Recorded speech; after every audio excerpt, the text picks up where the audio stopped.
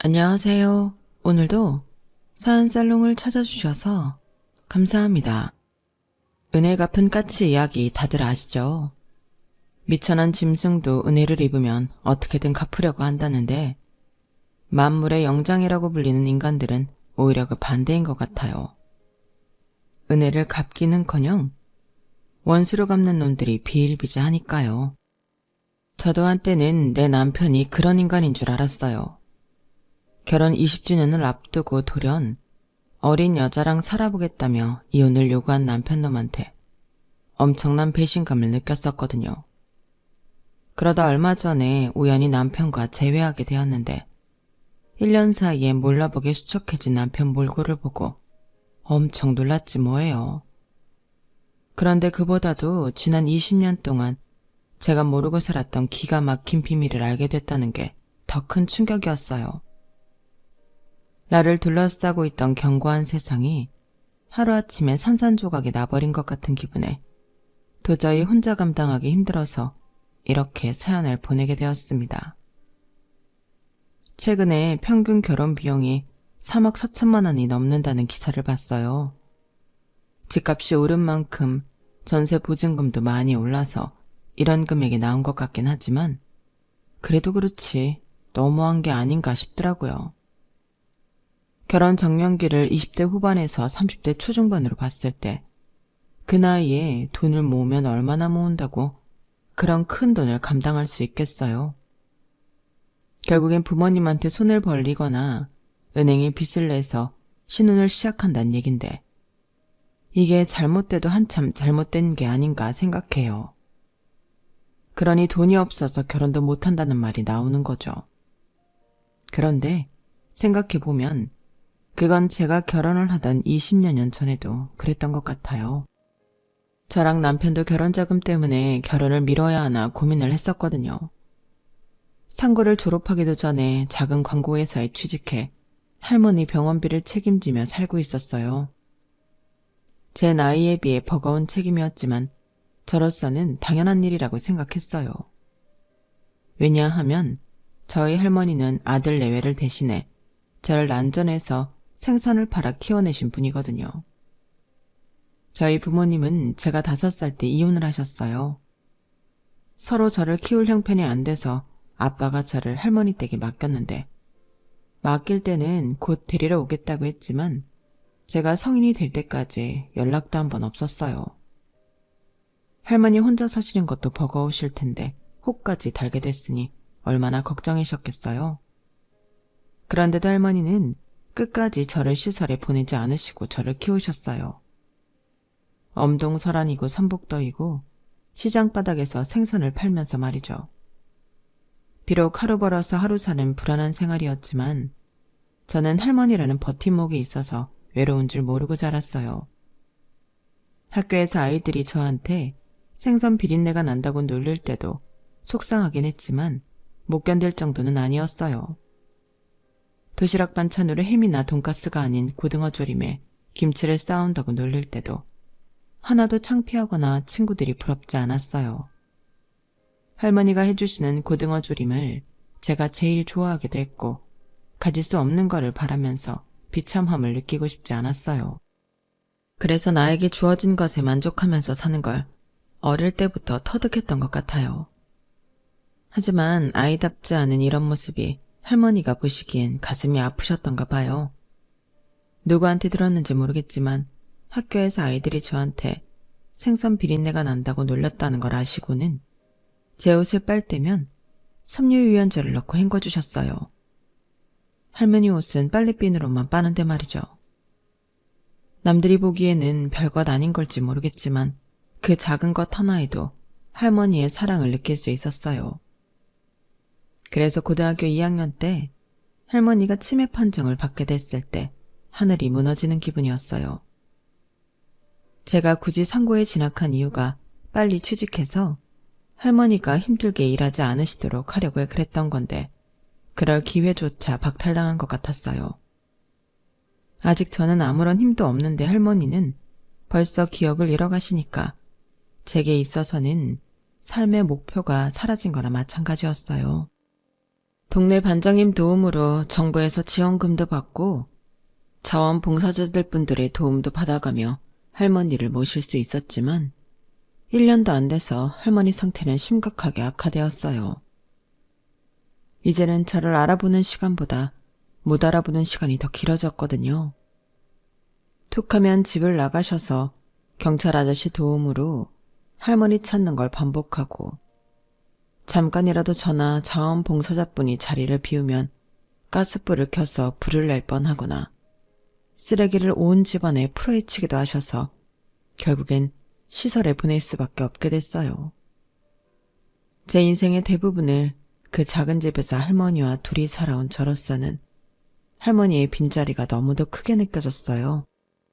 그렇다고 할머니가 계신 요양원에 매일 찾아갈 수도 없었어요. 3학년이 됐고 현장 실습도 나가야 하고 어떻게든 좋은 성적을 받아 괜찮은 회사에 취직을 해야 했으니까요. 할머니가 기억을 하시든 못하시든 내 손으로 돈을 벌어 할머니 내복도 사드리고 할머니가 좋아하시는 단팥빵도 사드리고 싶었거든요. 그래서 고등학교를 졸업하기 전 취업이 되고 첫 월급을 받았을 때 제일 먼저 샀던 게 단팥빵이었어요. 빵집에서 한 봉지 가득 단팥빵을 사들고 할머니가 계신 요양원까지 가는데 기뻐서 들뜬 마음과 서글픈 마음이 동시에 떠오르더라고요. 봉지 가득 단팥빵을 담아도 돈 10,000원어치도 안 되는데 할머니는 그 빵 하나 혼자 드시는 것도 사치라고 생각하셨었거든요. 제 손에 빵을 쥐어주시고는 제가 먹다 남긴 거나 드시곤 했으니까요. 이제는 할머니가 원하실 때마다 단팥빵을 사드릴 수 있는 여유가 생겼는데 정작 할머니가 기억을 못 하시게 됐으니 이게 다 무슨 소용인가 싶었어요. 그래도 할머니를 뵈러 갈 때마다 단팥빵 사가는 건 잊지 않았어요. 할머니가 다 드시는지 다른 분들이 드시는지 그것도 아니면 상해서 버리는지는 알 수 없었지만 제가 할머니께 해드릴 수 있는 건 그것뿐이라서 멈출 수가 없더라고요. 그러던 어느 날이었어요. 제가 매번 요양원에 갈 때마다 단팥빵을 사가는 빵집 사장님이 제게 그러시더라고요. 젊은 사람이 단팥빵을 많이 좋아하나 보네.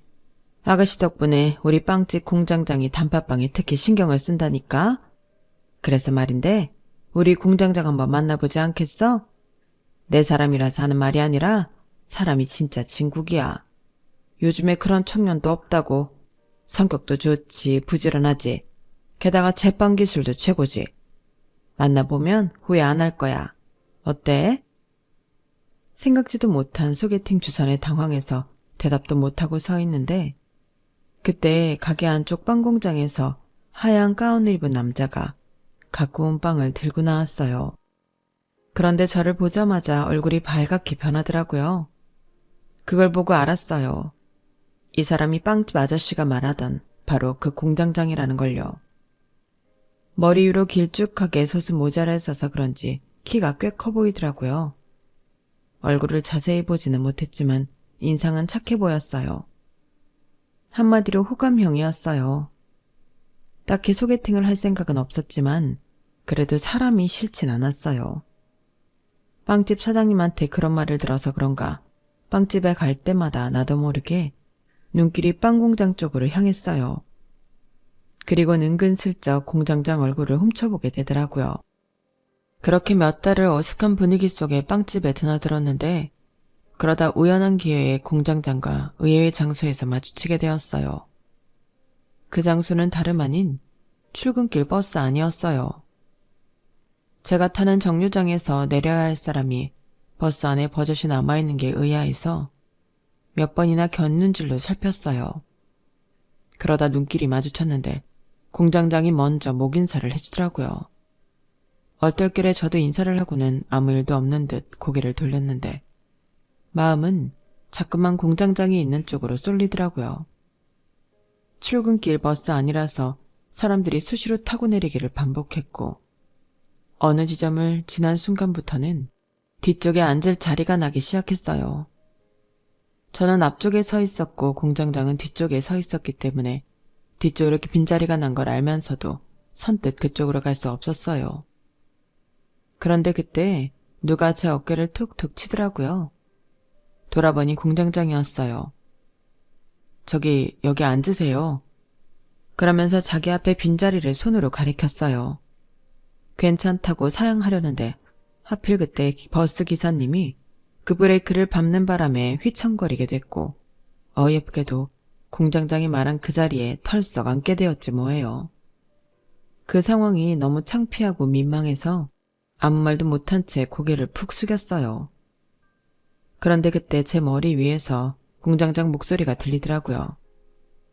쉬는 날이라서 본가에 가는 중이에요. 네? 아, 네.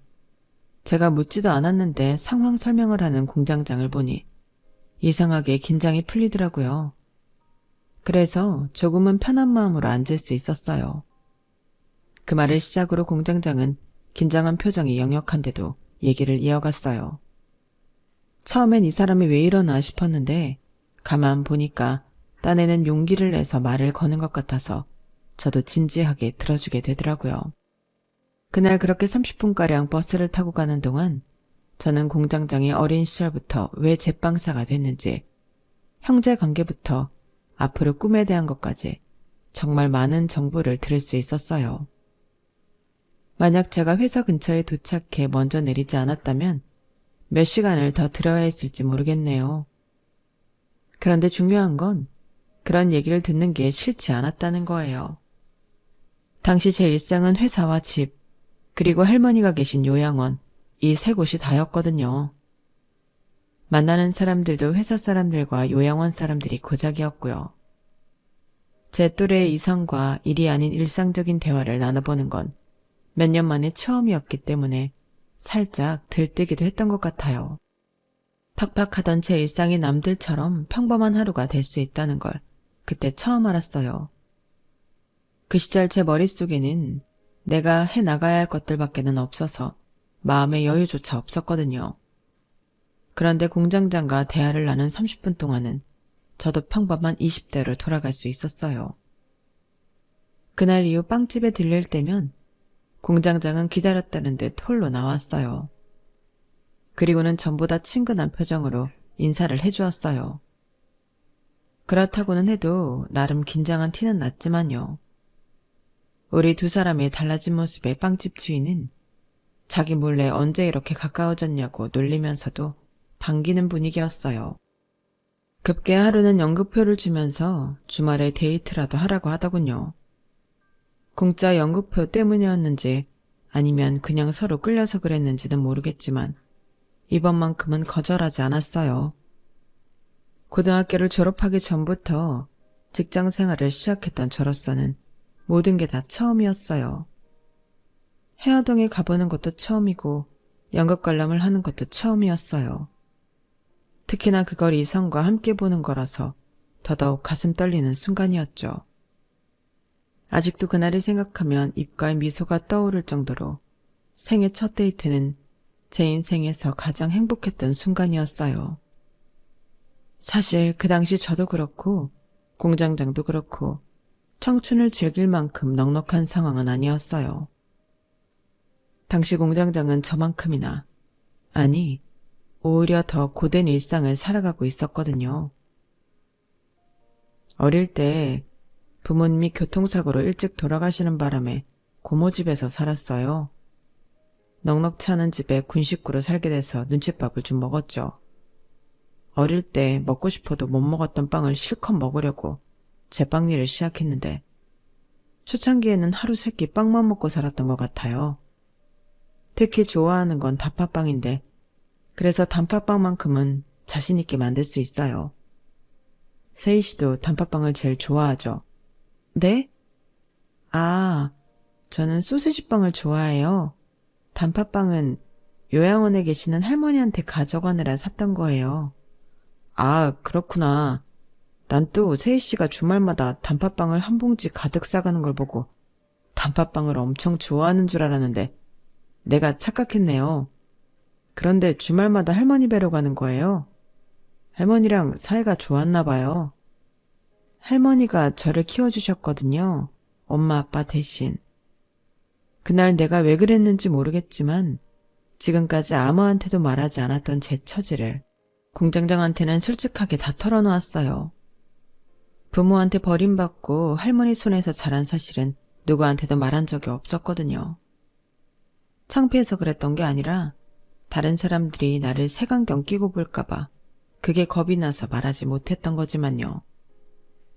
그런데도 알고 지낸 지 얼마 안 되는 사람한테 내 치부라고 할 수 있는 것들을 가감없이 말하다니 스스로 생각해도 신기했어요. 어쩌면 상대가 먼저 자신의 처지를 솔직하게 털어놓은 뒤라서 나도 마음 놓고 말할 수 있었을지도 모르겠어요.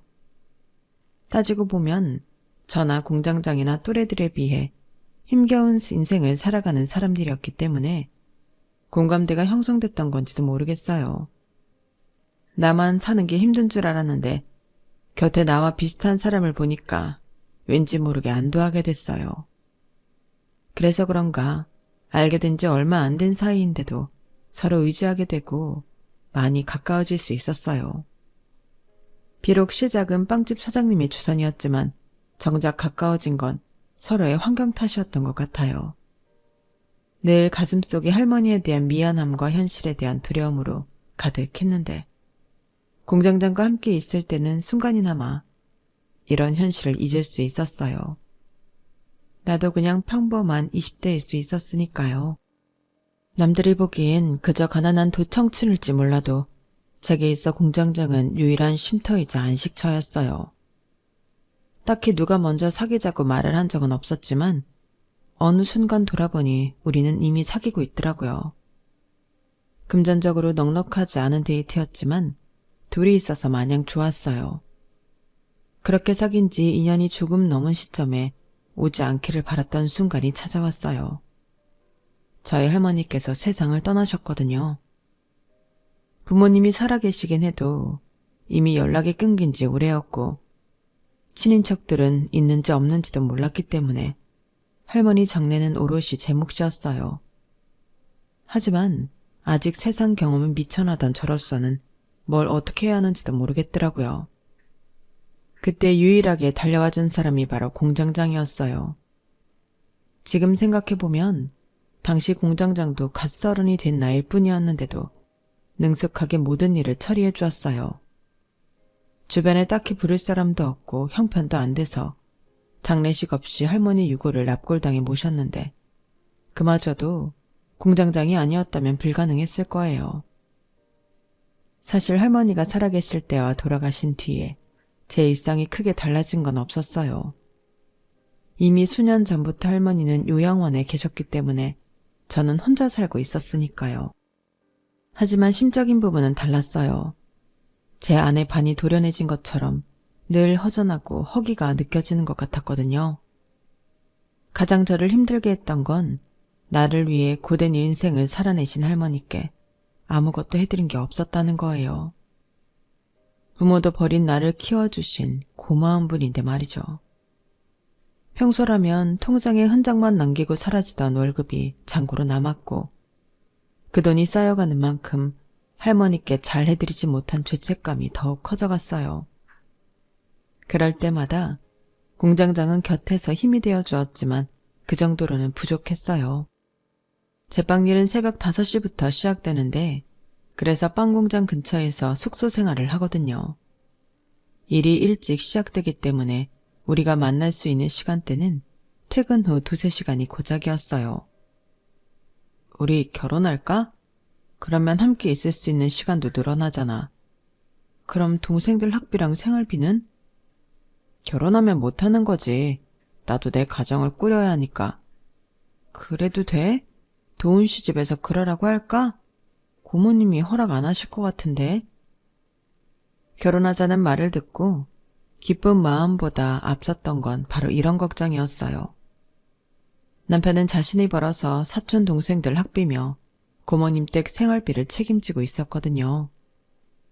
중학교를 졸업하고 친구들은 고등학교에 진학할 때 남편은 돈을 벌기 위해 제빵일을 시작했어요. 지금이야 제빵 공부를 위해 해외 유학도 많이 가고 대학에 제빵학과도 있어서 고학력자들이 많지만 당시만 해도 요식업계나 제빵업계는 그렇지 않은 사람들이 많았어요. 남편도 그런 경우였죠. 남편을 키워준 고모님께 감사하는 마음은 있지만 그러면서도 서운한 마음이 드는 건 바로 이런 문제 때문이었어요. 자기 자식들은 성적이 안 되는 애를 굳이 지방에 있는 전문대까지 보내면서 조카인 제 남편은 고등학교도 안 보내고 돈을 벌어오게 했으니까요.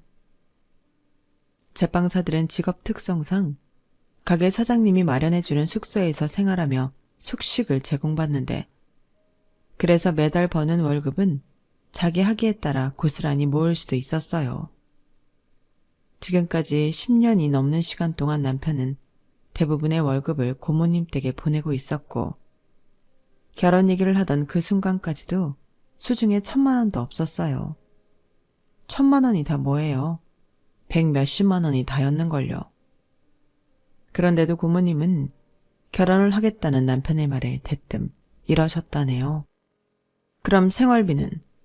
너 설마 결혼한다고 집에 생활비 안 보낼 생각하는 거 아니지? 그런 거라면 이 결혼 안 된다. 수형이 대학 등록금도 그렇고 수진이도 고3이라 내년이면 대학 진학할 텐데 그 학비는 다 누가 감당해? 기껏 부모 없는 놈 키워줬더니 이런 식으로 은혜를 원수로 갚으러들여? 더 들을 거 없다. 그 결혼은 안 되니까 애들 대학 졸업하면 그때나 해. 여자가 싫다 그러면 헤어지라고. 세상에 여자가 걔 하나뿐이라니? 명심해. 세상에 널리고 널린 게 여자지만 너 힘들 때 먹이고 입혀준 사람은 우리 식구뿐이라는 걸. 그 긴 시간 종처럼 부려먹은 것도 모자라서 자기 자식들 대학 공부까지 시켜놓고 결혼하라는 말에 남편도 꽤나 충격을 받은 모양이었어요. 남편은 당장 살집 마련하는 것도 한 걱정이었는데 고모님이 이런 억지까지 부리니 화도 나고 그동안 은혜를 갚겠다고 헌신했던 자신의 행동이 그저 호구짓에 불과했다는 사실만 명확해졌어요. 그래서 그날 밤 남편은 평소 마시지도 않던 술을 마시고 저희 집에 찾아왔더라고요. 술에 취한 탓인지 평소라면 하지 않을 넋두리까지 했어요. 적어도 난 가족이라고 생각했는데 알고 보니 난 아무것도 아니었더라. 난 그저 돈 벌어다 그 집 식구들 앞에 바치는 머저리 같은 호구일 뿐이었다고. 어째는 가족이라더니. 가족은 힘들 때 서로 힘이 되어줘야 한다더니. 왜 나만 항상 희생해야 하는 건데 왜 나는 행복해지면 안 되는 거냐고. 가족은 개뿔. 다 거짓말이잖아. 애처럼 엉엉 우는 남편을 보니 이 사람이 느끼는 외로움이 나한테 고스란히 전해지는 것 같았어요. 할머니가 돌아가신 뒤 아무리 먹어도 늘 허기지는 이유가 바로 이런 것 때문이었거든요. 당시 저 역시도 오랜 시간 할머니 병원비를 감당하느라 모아놓은 돈이 없었어요. 그래도 다행인 건 할머니랑 함께 살던 집은 있었다는 거예요. 그래서 남편한테 이 집에서 함께 살자고 했어요. 결혼식도 필요 없고 혼인신고만 하고 살자고요. 조카들이 대학을 졸업했다고 해서 달라질 건 없을 거야. 지금까지 그랬던 것처럼 앞으로도 돈 들어갈 일은 끊임없이 일어날 거고 그때마다 고모님은 당신을 놔주지 않으려고 할 거야. 더 이상 호구처럼 살고 싶지 않다면 지금 끊어내야 돼. 지금이 아니면 그 언제라도 안 된다고. 그러니까 우리 그냥 결혼하자. 그 사람들이 욕하면 그 욕 나랑 같이 먹고 살자. 혼자보다는 둘이 낫잖아. 안 그래? 보다 못한 저는 남편이 결단을 내릴 수 있게 남편보다 더 강경하게 나갔어요. 그리고 한 달여 뒤 우리는 살림을 합쳤고 혼인신고도 마쳤어요. 물론 이렇게 시작한 신혼생활이 순탄하지만은 않았어요. 하루가 멀다 하고 고모님과 식구들이 저희 집까지 찾아와 횡포를 부렸고 남편이 일하는 빵집까지 수시로 찾아가 있지도 않은 헛소문을 퍼뜨려댔어요. 제가 돈을 목적으로 남편한테 접근했다거나 남편 말고도 주위에 남자가 많다는 둥 순진한 남자 꼬셔서 한 집안을 풍비박산 나게 했다고 떠들어댔거든요. 하지만 우리 두 사람이 어떻게 만나게 됐는지 그 가정을 누구보다 잘 아는 빵집 사장님은 그 말을 눈꽃만큼도 믿지 않으셨어요. 오히려 저희 부부를 대신해 고모님과 그 가족들을 상대로 싸워주셨죠. 어디서 개소리야? 두 사람 소개해준 게 난데. 그동안 조카 등골 그만큼 빼먹었으면 미안한 줄 알아야지. 여기가 어디라고 와서 대도 않는 소리를 하냐고. 하나뿐인 조카를 남 다 가는 고등학교도 안 보내고 그 어린 걸 빵공장에 밀어넣은 거니 어디서 피해자 코스프레야? 자기 자식이 귀하면 남의 자식도 귀하다는데 어떻게 자기 핏줄인 조카한테 이럴 수가 있습니까? 일말의 양심이 있다면 지금이라도 돈이 좀 놔줘요. 불쌍하지도 않습니까? 내가 오늘까지는 좋게 말로 하지만 한 번만 더 가게에 찾아와서 개소리짓거리면 그땐 경찰 부를 테니 그렇게나 알아요. 빵집 사장님한테 문전박대 당한 고모님과 가족들은 그 뒤로도 몇 번 더 빵집에 찾아가 난동을 부렸고 결국 경찰에 신고를 당해서 접근 금지 명령까지 받게 되었어요. 이후로는 조카들까지 나서서 밤이고 낮이고 전화로 욕설을 퍼부어댔고 그렇게 1년 넘게 시달린 뒤에야 우리 부부는 악마 같은 인간들의 소나기에서 벗어날 수 있었어요. 고모님이 연락을 멈춘 건 아니고 우리 부부가 타 지역으로 몰래 이사를 해버렸거든요. 휴대전화 번호도 바꾸고 새로운 직장까지 구해서 말이죠. 빵집 사장님은 언제라도 받아줄 테니 잠잠해지면 돌아오라고 하셨지만 저희 부부는 그럴 생각이 없었어요. 저희 때문에 더는 사장님께 피해주기 싫었거든요. 서울을 떠나 경기도로 이사온 우리 부부는 모든 걸 처음부터 다시 시작해야 했어요. 남편은 새로운 빵집에 취직을 했고 저는 장사를 시작했거든요. 가게를 구할 만큼의 자금이 없어서 시에서 내준 포장마차에서 길거리 햄버거랑 토스트를 만들어 팔았어요. 근처 대학도 있고 초중고가 밀집돼 있어서 저렴한 햄버거와 토스트는 생각보다 더 잘 팔렸어요. 처음 장사를 시작할 때 남편이 소스부터 재료 손질까지 많이 도와주었는데 한 두어 달 장사를 해보니 남편 도움 없이도 제 힘으로 해나갈 수 있게 되었어요. 재취업이 안 돼서 궁여지책으로 시작한 장사였지만 1년쯤 지나고 보니 잘 될 때는 남편 월급보다 더 벌 수 있었어요. 두 사람이 양쪽에서 벌어들이기 시작했더니 생각보다 금세 돈이 모이더라고요. 서울을 떠나온 지 2년 만에 월세방을 탈출해 방 2개짜리 전셋집으로 이사도 할 수 있었거든요. 하지만 기쁨도 잠시 잊고 살았던 고모님한테서 연락이 온 거예요. 남편이 일하는 직장으로요. 여보, 아무래도 서울 고모한테 가봐야 할 것 같아. 고모부가 암에 걸리셔서 많이 위독하신가 봐. 병원에서 마지막 정리를 하라고 했다더라고. 와서 마지막 인사라도 하고 가라시네. 지금은 남보다 못한 사이가 됐다고는 해도 그래도 남편을 키워주신 분인데 마지막 인사는 해야 도리일 거라고 생각했어요. 그래서 하루 장사를 쉬고 남편과 함께 가겠다고 했더니 아니야, 그냥 나 혼자 다녀올게. 가봐야 좋은 소리도 못 들을 텐데 뭐. 그 집 식구들한테 당하는 건 나 하나로도 좋게. 그래도 상황이 그런데 심하게 하시게 하겠어. 당신 혼자 당하는 것보다는 그래도 둘이 낫지. 그러니까 그냥 같이 가자. 아무래도 남편 혼자 보내는 게 걱정돼서 따라 나서려던 거였는데 남편은 끝내 저를 두고 혼자 서울로 갔어요. 그렇게 고모부한테 마지막 인사를 하러 간다던 남편은 그 주 내내 서울에 머물렀어요. 도착한 당일은 병원에 들러 인사를 했고 그날 밤은 고모님 댁으로 끌려가서 밤새 시달렸고 이튿날 오전에 병원에서 고모부 상태가 위독하다는 연락을 받고 갔다가 임종까지 지키게 되었거든요. 그렇게 그곳에서 장례식까지 치르게 되었어요. 뒤늦게 연락을 받고 장례식장으로 달려가 보니 남편 몰골이 말이 아니더라고요. 이제서야 귀여운 거냐? 여우 같은 년. 왔으면 음식이나 나르고 일할 것이지. 뭘 그렇게 멀뚱거리고 있어? 고모님은 저를 보자마자 눈부터 흘기셨어요. 그래서 겉옷을 벗고는 바로 일을 시작했는데 밤이 되자 고모님이 저희 내외를 불러 그러시는 거예요. 장례비는 니들이 내라. 보다시피 문상객도 얼마 없어서 돈 날 구멍이 없어. 우리야 니들이 그렇게 야반도주한 이유로 돈이 씨가 말랐는데 가진 게 뭐 있겠니? 당장 먹고 죽을 돈도 없다고. 어쩌겠니? 살만한 니들이 내야지.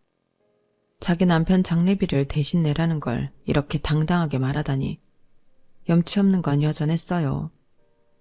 우리도 돈을 쌓아놓고 사는 것도 아니고 집을 옮기면서 있는 돈을 다 끌어쓴 처지라 할 수 없이 적금을 깰 수밖에 없었어요. 길거리 장사를 벗어나 작은 가게라도 하나 장만하려고 매달 조금씩 부었던 적금이었지만 어쩌겠어요. 내 남편 키워준 값 치른다 생각하고 줄 수밖에요. 그래서 다음 날 아침 은행에 가서 적금을 해약하고 돈을 찾아와 장례식장 대금을 지불했어요. 장례식장에서 돌아온 뒤 남편은 새로운 직장을 알아봐야 했어요. 하루 휴가 내서 서울에 다녀온다던 사람이 며칠이나 결근을 했으니 그걸 봐줄 주인이 어딨겠어요?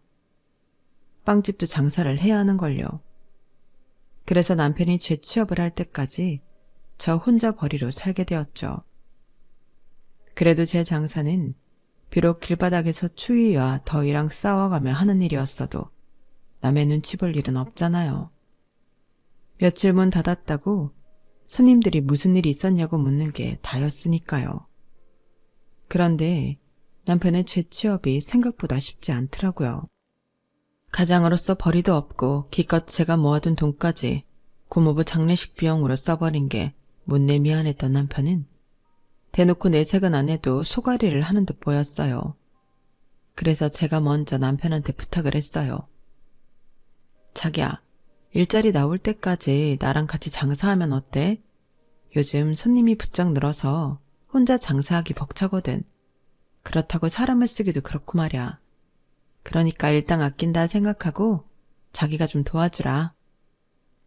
안 그래도 저한테 미안해서 그랬는지 일자리를 구하는 동안 아침 저녁으로 집에서 재료 손질이며 소스까지 준비해주던 남편이라서 같이 장사를 하는 건 어려울 일이 아니었어요.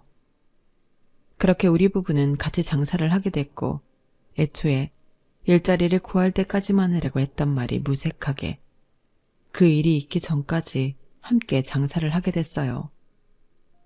그러는 사이 우리는 번듯한 가게도 얻었고 딸아이도 낳았어요. 그렇게 20년 가까이 장사를 하면서 여러분의 부침을 겪어가며 정신없이 살 수 있었죠. 그리고 드디어 결혼 20주년이 되던 해 우리 부부는 건물을 하나 사게 되었어요. 건물은 당신 명의로 해. 당신이 사장이잖아. 그게 무슨 소리야. 당신이 제빵사 그만두고 같이 찌워준 덕에 살 수 있었던 건데. 그럼 공동 명의로 할까? 요즘엔 많이들 그렇게 한다는데. 남들은 건물을 살 때 서로 자기 명의로 하겠다고 그런다는데 저희 남편은 굳이 제 명의로 하라고 그러더라고요.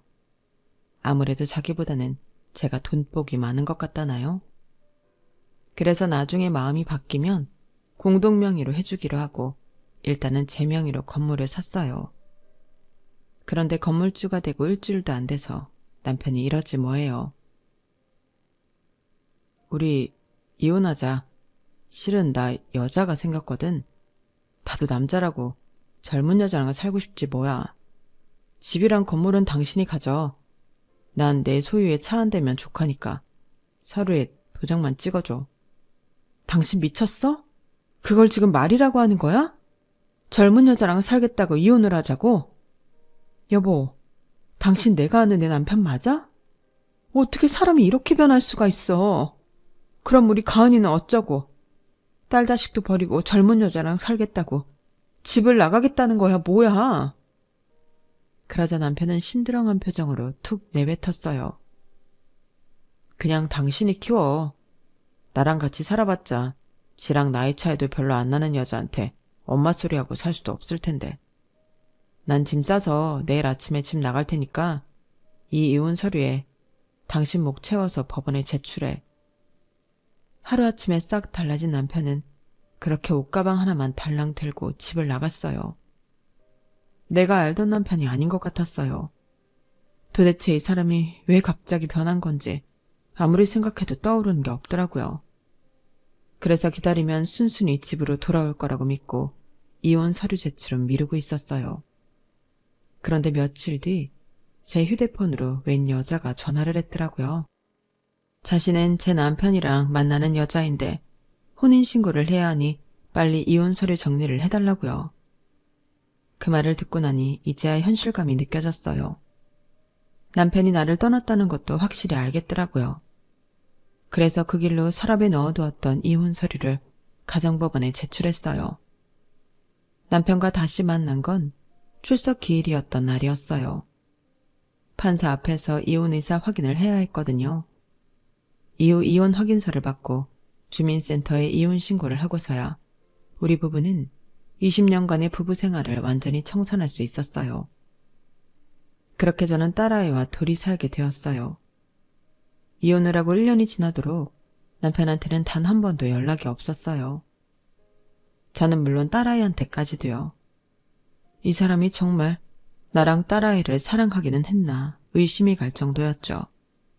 그런데 얼마 전에 모임을 마치고 집에 오다가 주유소에 기름을 넣으러 갔는데 글쎄 거기에 남편이 있지 뭐예요.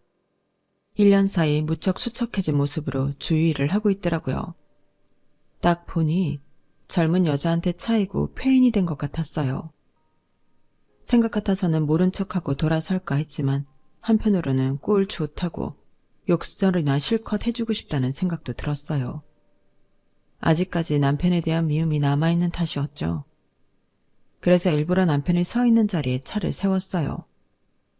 그리고는 차창을 열었더니 남편이 저를 보고 귀신을 본 사람처럼 놀라더라고요. 아, 이게 누구야? 젊은 여자랑 살겠다고 마누라랑 딸다시까지 버리고 나간 사람이 왜 이런 거짓꼴이 됐을까? 제가 빈정대며 놀리는데도 남편은 묵묵히 기름을 얼마나 넣어주려냐고 물었어요. 인간아, 이러고 살고 싶니? 그 나이 먹고 이혼한 전차차에 기름이나 넣어주고 싶냐고. 그 꼴로 살 거면 왜 이혼하자 그랬어?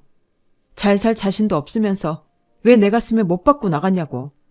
나 당신 절대 용서 못해. 아직도 당신 생각하면 피가 들끓는다고. 다 잊은 줄 알았는데 웬걸. 남편을 보니 지난 앙금이 그대로 튀어올라 저도 모르게 소리를 질러댔어요. 그랬더니 주유소 사장이 달려나오더군요. 그런데 주유소 사장 얼굴이 왠지 낯이 익은 거예요. 그런데 그 순간 사장이 먼저 저를 알아보고 소리치더군요.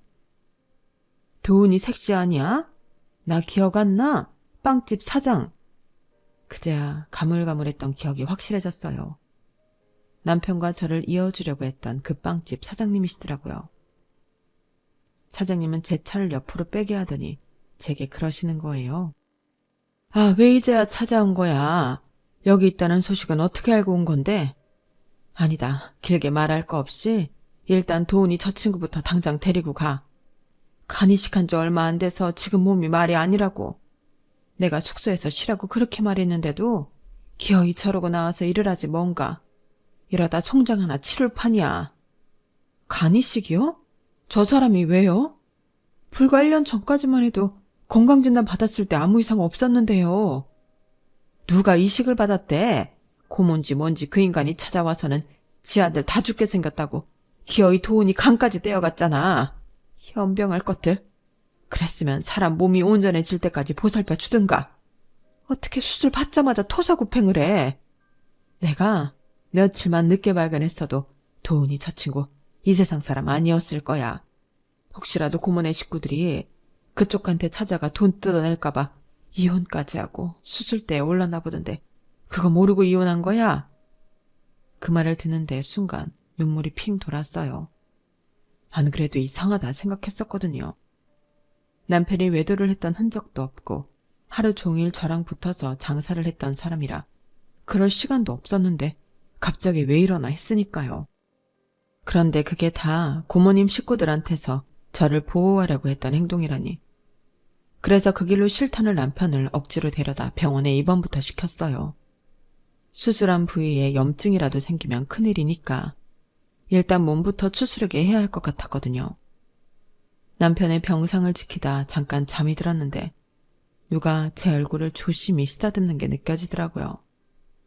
신혼 때부터 제가 잠들어 있으면 남편이 손으로 조심히 제 뺨을 어루만지곤 했었는데 그때 그 손길 그대로 온기가 느껴졌어요. 그래서 나도 모르게 눈물이 흐르더라고요. 이 답답한 남자야. 그런 일 있으면 나한테 말했어야지. 왜 당신 혼자 바보같이 그 인간들한테 당하고 살아? 왜? 그 사람들이 나 괴롭힐까봐? 그럼 싸울 생각을 해야지. 왜 피할 궁리만 하냐고. 나 당신 이렇게 만든 인간들 절대 용서 안 해. 당신도 알지? 나 이제 돈 많잖아. 돈이 얼마가 들던 시간이 얼마가 걸리던 그 인간들 법적으로 짓밟아 줄 거야. 그러니까 당신은 내 뒤에 숨어서 구경만 하라고. 내가 어떻게 싸우는지 똑똑히 지켜보란 말이야. 그렇게 저는 변호사를 선임해 고모님과 그 가족들을 상대로 법정 싸움을 시작했어요. 남편이 이혼할 때 들고 나간 차도 지들 마음대로 팔아치우고 제 남편을 협박해 간 기증까지 받아냈던 점, 그리고 내 남편 몰래 이런저런 소액 대출을 받았던 것까지 파헤쳐보니 죄상이 한둘이 아니더라고요. 아직 소장만 보내인 상태로 본격적으로 법정 싸움은 시작되지 않았지만 두고 보세요. 내가 이 잡스런 인간들을 탈수기에 젖은 빨래 짜듯이 탈탈 털어버릴 테니까요. 앞으로는 내 남편 그림자만 봐도 도망칠 정도로 말이에요.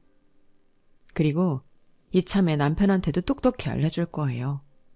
자기는 나 없이 절대 살 수 없을 거라는 걸 말이죠. 아무튼 다시는 내 남자가 호구로 살지 못하도록 얼른 혼인신고부터 다시 해야겠네요. 지금까지 제 사연을 들어주셔서 감사합니다. 앞으로도 제가 잘 싸워 그 악마 같은 사람들에게 이길 수 있게 응원 부탁드려요. 여러분의 가정에도 안녕과 평안이 가득하시길 바랍니다. 여러분, 사연 댓글에 응원과 현명한 조언 부탁드려요. 좋아요와 구독은 저에게 큰 힘이 됩니다. 오늘도 좋은 일 가득하세요.